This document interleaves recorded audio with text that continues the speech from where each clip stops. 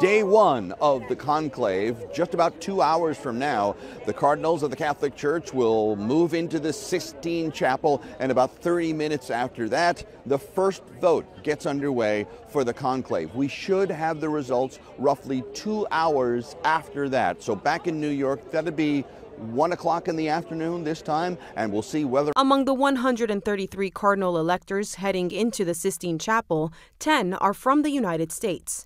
And while an American pope may still seem unlikely, several of them wield significant influence. These 10 men represent a cross-section of American Catholic leadership, with 6 elevated by Pope Francis and the other 4 by Pope Benedict.